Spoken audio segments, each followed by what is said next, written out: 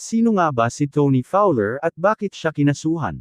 Sa videong ito tara ating alamin sa Pinas Vlog Stars, walang iba kundi si Tony Fowler.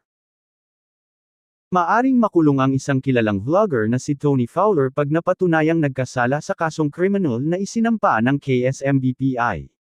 Nagsampa ng mga kasong kriminal ang kapisanan ng social media broadcaster ng Pilipinas Inc. laban sa social media personality na si Tony Fowler dahil sa mga inilabas nitong mga music video na may masesela na tema.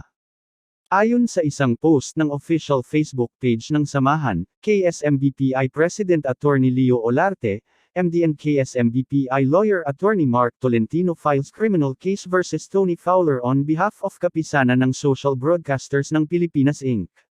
KSMBPI at the Pasay City Prosecutor's Office thus morning September 27, 2023.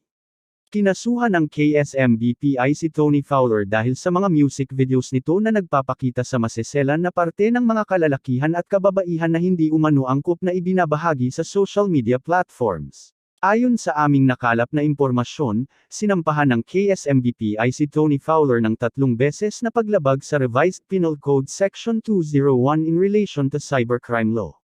Sakaling mapatunayan maaring magbayad si Tony Fowler ng fine sa bawat video na kanyang ginawa. Bawat video ay may multang 6,000 piso hanggang 12,000 piso at parusang pagkakakulong ng hanggang 20 taon. Sa di pala nakakaalam, ang kapisanan ng social media broadcast sa Pilipinas, ay nilunsad noong 2022 ni Dr. Michael Raymond Aragon.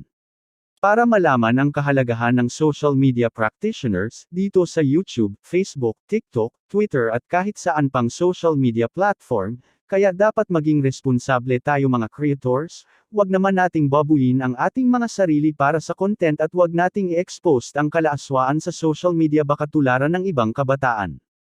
Naway maging aral ito sa lahat ng content creators. Maraming salamat po sa panunood.